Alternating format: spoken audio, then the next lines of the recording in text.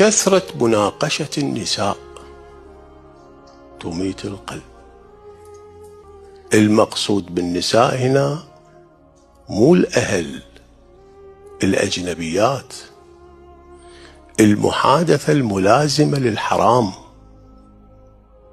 الملازمة للمفاكهة والممازحة والاطلاع على أسرار كل شخص على الآخر.